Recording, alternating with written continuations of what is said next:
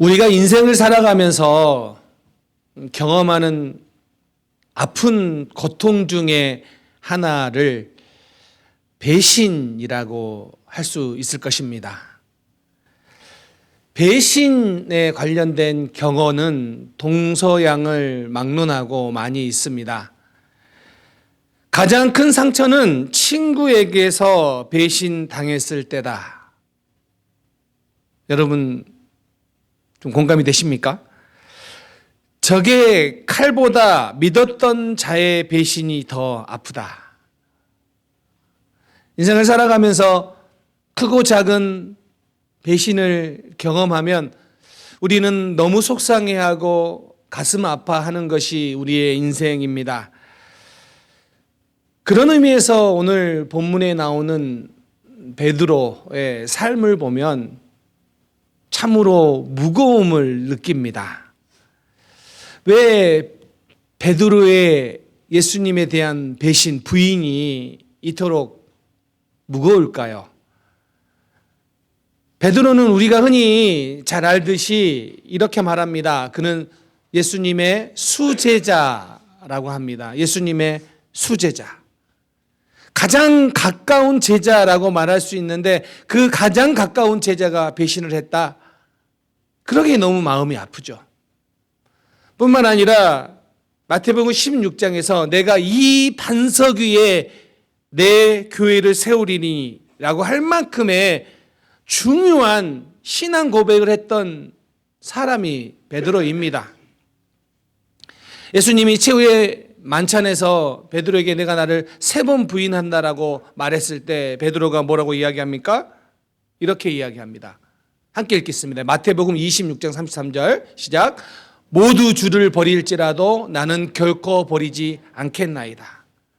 이렇게 큰 소리를 쳤던 사람입니다. 이렇게만 고백했습니까? 요한복음 13장 37절에서는 이렇게 말합니다. 함께 읽겠습니다. 베드로가 이르되 주여 내가 지금은 어찌하여 따라갈 수 없나이까 주를 위하여 내 목숨을 버리겠나이다. 예수님을 향하여 뭐라고 합니까? 내 목숨을 버릴 수 있습니다 라고 말했던 자, 그가 베드로입니다. 여러분, 이 베드로의 고백이 거짓말이었을까요? 아니요, 진심이었습니다. 그런데 진심이었는데 목숨까지도 버리겠다고 했던 베드로가 예수님을 부인합니다. 그렇기 때문에 베드로의 예수님 부인 사건이 조금은 우리에게 좀 충격적으로 다가오는 거죠. 그러면 이렇게 봐야죠. 베드로가 예수님을 부인할 그때 상황이 어땠을까요? 그때 이 상황을 마태복음 26장 69절을 봐야 되는데요. 예수님이 대제사장에게 신문을 받을 때 베드로는 밖에서 이런 일을 맞닥뜨립니다. 마태복음 26장 69절 함께 읽겠습니다. 시작. 한 여종이 나와 이르되 너도 갈릴리 사람 예수와 함께 있었도다 하거늘. 자, 여기에서 주목해 봐야 될 단어가 여종입니다. 여종. 이 여종이라는 헬라어가 파이디스케라는 단어인데 어떤 의미냐면 나이 어린 여종 아니면 어린 계집아이 이렇게 표현할 수 있는 단어입니다. 그러니까 이 베드로에게 찾아와서 물었던 이 여종은 이협적인 인물이 아니라 힘이 너무나 없는 어린 여자아이라고 말할 수 있는 그런 사람입니다. 근데 그 앞에서 뭐 합니까? 예수님을 부인합니다. 그리고 3번 부인 후에 닭이 울지요. 그런데 그 전에 누가복음 22장 61절에 보면 이렇게 나옵니다. 예수님과 베드로가 눈이 마주칩니다.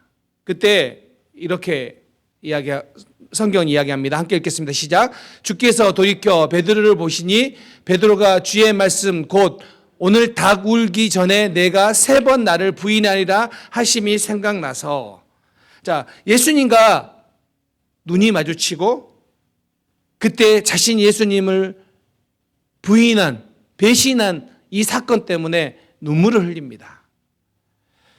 자, 저는 여기까지 베드로의 모습을 이해는 합니다.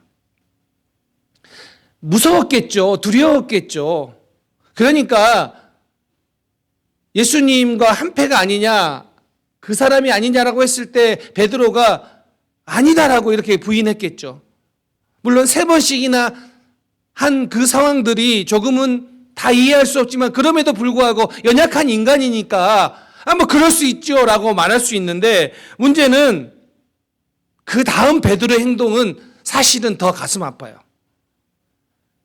예수님이 이제 베드로가 부인한 다음에 이제 어떤 이야기를 하냐면, 예수님이 십자가에 달리시는 그 상황 동안에 베드로는 어디에 있었을까요? 3번 부인하고 예수님의 눈이 마주쳐서 통곡하며 울었잖아요.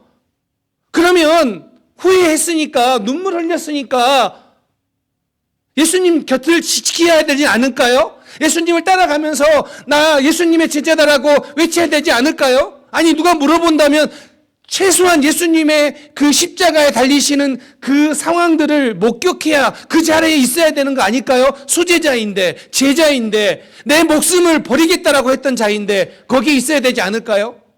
그런데 여러분, 성경에는요, 예수님이 십자가에 달리셔서 죽는 그 시간 동안에 베드로에 대한 기록이 없어요. 왜 없을까요? 왜 없을까요? 아마도 예수님이 십자가에 고난당하시고 죽음을 당하는 그 순간 베드로는 계속 두려워서 도망쳤을 거예요. 왜 그렇게 보냐면요, 예수님이 십자가에서 어머니 마리아를 요한에게 부탁해요. 요한은 그 자리에 있었어요.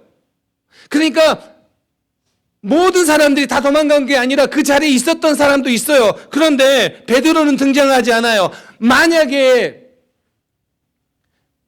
부탁을 한다면 수제자인 베드로에게 부탁해야 되는 게 맞지요. 그런데 후회했는데, 배신했고 부인했는데, 그러면 좀 돌이켜야 되는데 여전히 베드로는 예수님 고난당하는 그 자리에 보이지가 않는다는 거죠. 저는 여기 이 부분이 이해가 되지 않았어요. 오늘 이 부분이 더 가슴이 아팠어요. 어쩌면 예수님이 더 가슴 아파하는 게 나 모른다고 했던 그 3번보다 눈이 마주쳐서 통곡을 했는데 그 이후에도 여전히 두려움에 사로잡혀 있는, 여전히 숨어서 자기의 안전을 구하고 있는 이 베드로의 모습을 보고 더 가슴 아파하지 않았을까요? 만약에 정말로 후회했다면 베드로는 그 자리에 있었어야 된다고 생각합니다. R.T. 프린스라는 신약학자가 이렇게 말합니다. 베드로의 부인은 단순한 실수가 아니라 의식적인 자기 보호 행위였다. 실수가 아니라는 거예요. 의식적으로 자기를 보호하는 행위예요.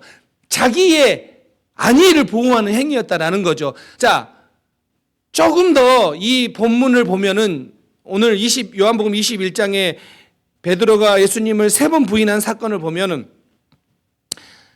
그 부인의 규모가 점점 증가하고 있는 걸 보여요. 자, 보세요.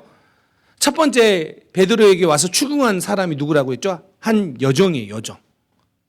자, 두 번째 추궁할 때는요, 그 다른 여종이 곁에 있는 사람들에게 말을 하는 거예요. 그리고 3번째는요, 그 추궁이 더 세져요. 그곳에 모여있는 구경꾼들이 다 와가지고 말을 하는 거예요. 이렇게 추궁이 세져요. 동일하게 베드로의 부인도 세져요. 처음에는 아니라고 우회적으로 나는 모른다 우회적 부인을 해요. 그러나 두 번째는요, 맹세하고 직접 부인해요. 3번째는요, 예수님을 저주하면서 부인해요. 그러니까 부인의 강도도 세지는 거죠. 베드로 이동 장소, 부인하는 장소를 봐야 돼요. 처음에는 어디냐면 뜰 안에서 부인을 했어요. 그러다가 첫 번째 부인하고 어디로 갑니까? 두 번째는요, 밖으로 나가요, 밖으로. 지금 도망치는 모습으로 보여요. 문 앞에서 부인을 해요. 그리고 마지막에는 결국에는 어디에 있냐면 밖으로 나가요, 밖으로. 안전한 곳으로 찾아갔다라는 뜻이기도 해요. 그러니까 지금 베드로는 자기 보호하는 욕구, 자기 안전의 욕구가 아주 강력하게 있는 거예요. 그러다 보니까 예수님에 대한 부인의 강도도 더 세지고 자기 안전을 위해서 밖으로 나가는 그 모양새를 지금 보여주고 있다는 것입니다. 자, 그런데 여러분, 지금 베드로의 이런 모습은 단순히 두려워서, 단순히 무서움에 빠졌기 때문이 아니라 영적 침체의, 영적 무기력의 결과라고 본다라는 거예요. 마틴 로이드 존스가 말하기를 이렇게 말합니다. 베드로의 부인이 영적 침체의 전형적인 예다. 그냥 단순한 실수가 아니라 두려움과 신앙의 확신이 부족해서 온 영적 침체의 결과다라고 말을 합니다. 아더 핑크는 베드로의 부인이 단순한 실수나 실족이 아니라 영적 침체의 과정이었다라고 말을 합니다. 윌리엄 바클레이도 베드로가 신앙의 약함에서 온 행동이다라고 말을 합니다. 그렇습니다, 여러분. 우리가 이 땅에 살다가 보면 자기의 안전, 욕구, 두려움에 때로는 빠져서 그런 것 때문에 우리는 영적인 무기력, 영적인 침체, 영적인 어려움에 빠지기도 한다라는 거예요. 베드로가 지금 그러고 있는 거예요.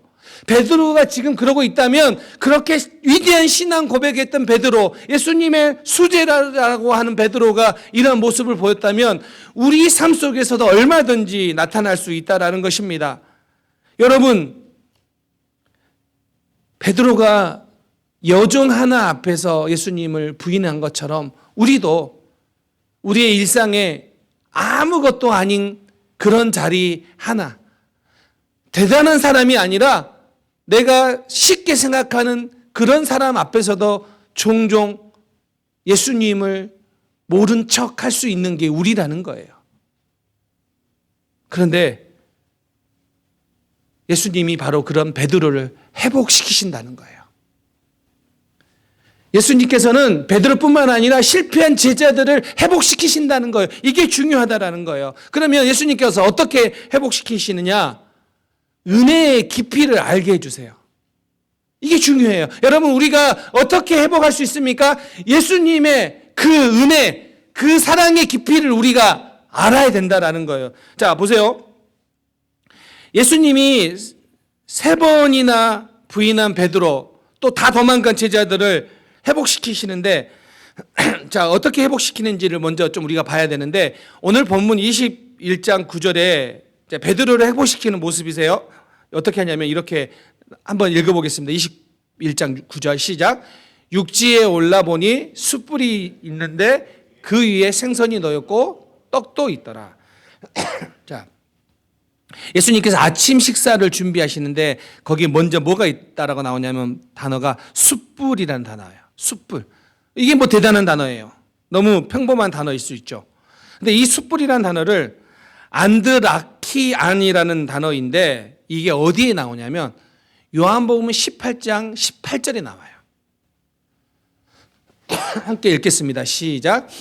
그때가 추운 거로 종과 아랫사람들이 불을 피우고 서서 쬐니 베드로로 함께 쬐더라. 여기에서 불, 예수님을 부인할 때 처음 어디에 있었습니까? 불을 쬐고 있었죠. 그 불이 뭐냐면 동일한 단어 안드라키안이란 단어예요. 그러면 지금 예수님께서 숯불을 피워놓고 있는데 다른 제자들보다 베드로가 먼저 왔어요. 근데 불을 피워놓고 있는 이 모습을 봐요. 그러면 그 불을 보는 순간 베드로에게는 뭐가 생각나겠어요? 그날 예수님을 부인한 날 내가 추워서 불을 쬐고 있다가 거기에 있었는데 한 여종이 찾아와서 너도 그 사람이 아니냐, 그와 함께한 사람이 아니냐고 했을 때 나 모른다 하고 점점 밖으로 도망쳤던 그 베드로, 그 모습이 기억나지 않겠습니까? 의도적으로 이 단어를 사용하여서 오늘 요한복음은 우리에게 말해주고 있는 거예요. 베드로는 예수님이 베드로를 만나기 위해 찾아오셨던, 부활 이후에 찾아오셨던 그 숯불을 위해, 그 숯불이란 단어를 일부러 기록하면서 베드로가 예수님을 부인했던 그때를 소환하는 거예요. 이거 뭘 보여줍니까? 예수님께서 베드로에게 보여준 그 은혜의 깊이예요.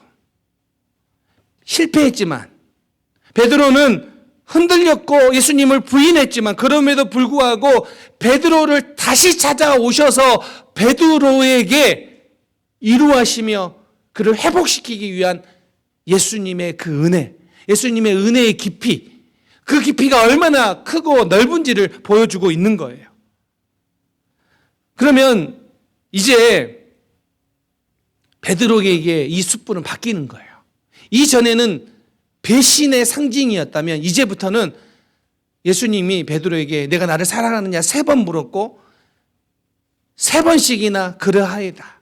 내가 주님을 사랑하는 줄 주께서 하시나이다라고 고백했던 그 장소로 바뀌는 거예요. 이제 숯불은 더 이상 아픔의 장소, 부인의 장소가 아니라 예수님을 사랑한다라고 고백하는 사랑의 장소, 은혜의 장소로 바뀌는 거예요. 이 상징이 되는 거예요.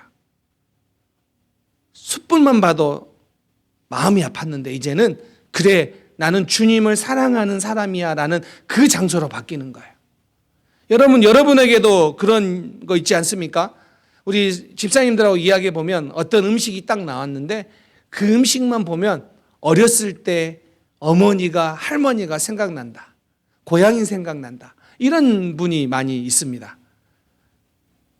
미국에서 제2차 세계대전 당시에 코카콜라 CEO가 이런 이야기를 했습니다. 미군이 배치된 모든 곳에 코카콜라 한 병당 5센트라는 헐값, 싼 가격에 코카콜라를 공급했어요. 그런데 콜라가 그냥 단순히 콜라가 아니라 전쟁 중에 있던 미 군들이 그 콜라를 마시면서 어떤 이야기를 하냐면 잠시나마 전쟁을 잊고 집에 있는 기분이 든다라는 이야기를 했어요. 그러니까 콜라가 아니라 콜라는 내 고향을 생각하는 드링크였고 내 조국을 생각하게 하는 음료가 되었다는 거예요. 그래서 어려운 그 전장에서 집에 향수를 달래는 음료가 제2차 대전 당시에 코카콜라였다는 거예요. 그래서 코카콜라가 2차 세계대전 당시 미군에게 공급된 병수가 약 50억 병이라는 거예요. 얼마나 많은 게 공급됐는지 몰라요. 지금 마찬가지예요. 그 하나의 음식 혹은 그 하나의 사물을 보면 그게 내 아픔일 수도 있고 그게 은혜일 수도 있는데 지금 예수님은 베드로에게 아픔의 상징이었던 그 숯불이 은혜의 상징으로 변하게 하셨다는 겁니다. 사랑하는 성도님들, 오늘 여러분 삶 속에 아픔과 어려움, 낙심하게 하는 것들이 있다면 그것이 예수님이 여러분들을 회복시키실 때에는요, 그것이 은혜의 상징으로 변화되게 되는 역사가 있을 줄 믿습니다. 그런데 여러분, 우리가 기억해야 되는 게 이거예요. 베드로가 강하다고 할 때는 그 숯불은 부인의 상징이 되었지만 베드로가 약하게 될 때, 그가 너무 무기력해졌을 때, 그때 예수님이 찾아와 그 숯불을 피운 그 숯불은 은혜의 상징이 됐다라는 것입니다. 그래서 우리는 이렇게 고백할 수 있습니다. 고린도서 12장 10절 말씀 함께 읽겠습니다. 시작. 그러므로 내가 그리스도를 위하여 약한 것들과 능력과 궁핍과 박해와 공고를 기뻐하노니 이는 내가 약한 그때의 강함이라. 바울의 여러분 고백이 느껴지십니까? 어떻게 능력과 궁핍과 박해와 공고를 기뻐합니까? 왜 이거를 기뻐할 수 있다고요? 약한 그때에 그리스도의 강함을 경험하기 때문이에요. 여러분, 우리가 언제 강함을 경험할 수 있습니까? 우리가 강할 때가 아니라 우리가 약해졌을 때 주님의 은혜로 인하여 강함을 경험하게 될 줄 믿습니다. 두 번째는요, 회복의 은혜예요. 회복의 은혜. 자, 보세요.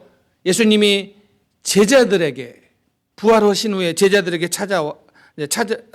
제자들을 이제 어떻게 부르냐면, 예수님은 부활하신 후에 막달라 마리아에게 나타나셔서 제자들을 형제들이라고 부릅니다. 자, 이 단어가요, 예수님께서 처음으로 제자들에게 형제들이라고 부른 단어예요. 이게 부활 후에 바뀐 단어예요. 자, 한번 보겠습니다. 요한복음 20장 17절 시작. 너는 내 형제들에게 가서 이르되 내가 내 아버지 곧 너희 아버지 내 하나님 곧 너희 하나님께로 올라간다 하라 하시니. 예수님께서 제자들을 형제들이라고 부릅니다. 처음 있는 일이에요. 또 한 가지, 예수님은 제자들에게 나타나셔서 뭐라고 말씀하시냐면 평강이 있을지어다라고 말합니다. 요한복음 20장 19절 시작. 이날 곧 안식 후 첫날 저녁 때에 제자들이 유대인들이 두려움으로 모인 곳에 문들을 닫았더니 예수께서 오사 가운데 서서 이르시되 너희에게 평강이 있을지어다. 여러분, 예수님을 버리고 다 도망갔는데 예수님이 오셔서 뭐라고 이야기합니까? 너희에게 평강이 있을지어다. 그들에게 용서하시고 그들에게 평강을 전하셨다라는 것입니다. 이게 예수님께서 지금 제자들을 회복시키는 모습 아닙니까? 형제들이라고 이야기하고 그 배신하고 도망갔던 그들을 향하여 평강이 있을지어다라고 그들에게 용서를 허락하시고 그들을 이루어하시는 거예요. 자, 그런데 이 회복의 절정이 뭐냐? 오늘 본문이에요. 오늘 본문. 사명의 회복이 절정이에요. 자, 베드로는 어쩌면 자신의 실패 때문에 사명을 더 감당하기에는 어렵다라고 생각했던 것 같아요. 그래서 부활하셨는데, 예수님이 부활하셨는데 베드로의 삶에는요 그런 사명의식이 약해 보여요. 그런데 예수님께서 그 3번이나 부인한 베드로에게 찾아오셔서 3번이나 물으세요. 내가 나를 사랑하느냐? 내가 나를 사랑하느냐? 그리고 사랑한다라는 고백으로 끝나는 게 아니라 핵심이 뭡니까? 내 양을 먹이라. 내 양을 치라. 정말 예수님을 사랑한다면 뭐 하라고요? 내 양을 먹이라. 내 양을 치라. 사명을 말하고 있는 것입니다. 과거의 실패에 연연하지 말고 거기에 빠져있지 말고 뭐 하라고요? 맡겨진 사명의 자리로 가라고요. 여러분, 우리가 영적 침체를 경험하면, 영적인 무기력을 경험하면 사명 그런 거 다 소용없고 그냥 쭉 나는 아무것도 할 수 없습니다. 나는 그런 사역을 감당하기에 적절하지 않습니다라고 주저앉아 있어요. 그게 뭔지 모르겠다라고 그냥 주저앉아 버려요. 베드로가 그랬어요. 근데 예수님이 그런 베드로에게 찾아오셔서 나를 사랑하느냐 그렇게 묻는 걸로 끝나는 것이 아니라 사랑한다면 뭐라고요? 주님을 사랑한다면 맡겨진 사명을 감당하라고요. 내 양을 치라. 내 양을 먹이라. 그거예요. 여러분, 우리도 때로는 영적인 무기력을 경험하지만 주님을 사랑한다라는 그 고백이 우리를 어디로 이끌어야 됩니까? 맡겨진 사명을 감당하는 자로 우리를 이끌어야 됩니다. 우리로 하여금 주님께서 맡겨주신 사명을 감당하는 그 자리에 있게 하십니다. 여러분, 거절하지 마세요. 부인하지 마세요. 이게 복된 길이고 이게 주님이 우리에게 원하시는 거예요. 근데 여러분, 우리도 사실 베드로를 보면 베드로처럼 실패도 하고 도망가고 싶고 그냥 숨고 싶은 그런 모습들이 있어요. 종종. 그런데 기억하십시오.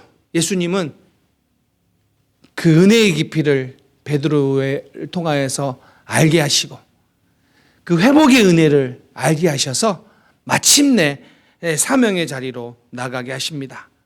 사랑하는 성도님들, 오늘 저와 여러분 모두가 때로는 연약해지지만 예수님의 그 은혜 때문에, 예수님의 그 사랑 때문에 오늘 우리의 삶 속에 다시 사명의 자리로 가서 주님을 기뻐하고 주님을 섬기는 그런 모든 성도님들 될 수 있기를 주님의 이름으로 축원합니다.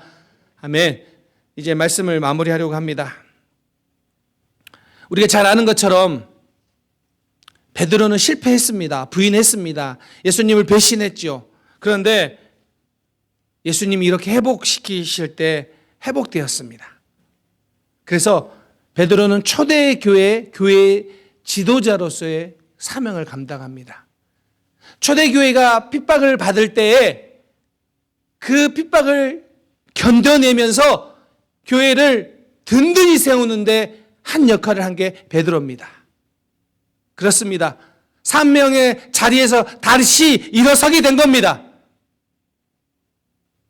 그리고 그 이후에 어떻게 되었을까요? 성경에는 기록되어 있지 않지만 교회사에 보면 가장 신빙성 있는 이 말이 뭐냐면 베드로는 나중에 순교했다라는 거예요. 순교. 교회사에 의하면 베드로가 네로가 기독교를 박해할 때 그는 로마에 있었다고 합니다. 그 당시에 로마 당국은 기독교의 우두머리 격인 베드로를 잡으려고 혈안이었습니다. 그때 성도들이 베드로에게 찾아와서 말합니다. 로마를 떠나라고. 로마를 떠나서 피신해 있으라고. 그래서 베드로가 변장을 하고 새벽에 도주를 합니다.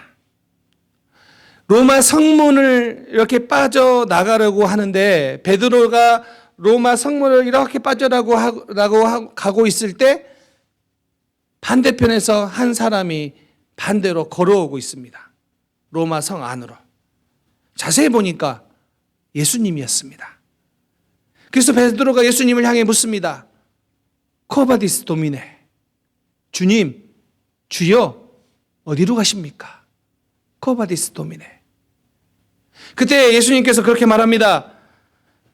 내가 나의 양들을 버렸으니 내가 다시 십자가에 못 박히기 위하여 로마로 들어간다. 그때 베드로가 정신이 번쩍 들어서 다시 로마로 들어가서 죽임을 당합니다. 분명히 죽는 길임을 알매도 불구하고 그것이 주님을 따르는 절대적인 길임을 확인했기 때문에 베드로는 로마로 들어갑니다. 여기에서 영감을 받아서 쓴 소설이 바로 코바디스. 영화로도 만들어졌죠. 코바디스. 그리고 베드로가 주님을 만났다고 하는 그곳에 코바디스 도민의 교회가 세워졌습니다. 영화 포스터고요. 그 옆에는 로마를 빠져나가는 베드로가 예수님을 만났던 장면을 그림으로 그려낸 작품입니다. 사랑하는 성도님들, 우리의 삶에 실패는 종종 있습니다. 종종 있어요. 때로는 힘든 일 하기 싫고 사명 감당하기 싫고 편하게 그냥 내가 원하는 대로 하고 싶은 게 우리의 어쩌면 본성일 거예요. 베드로가 죽음 때문에 후회하고 눈물을 흘렸지만 두려워서 또다시 예수님을 떠나 있었던 것처럼. 그런데 여러분, 예수님이 베드로를 찾아와서 회복시키셨던 은혜, 그것이 오늘 믿음으로 살아가는 성도들의 믿음의 삶이기 때문에 찾아오셔서 회복시키는 그 은혜가 오늘 저와 우리 모든 성도님들 가운데 있기를 주님의 이름으로 축원합니다. 그렇게 주님이 우리에게 물으실 때 주님을 사랑합니다 라고 고백하며 주님께서 맡겨주신 사명을 잘 감당하시는 우리 모든 성도님들 되시기를 다시 한번 주님의 이름으로 축원합니다. 아멘. 기도하겠습니다.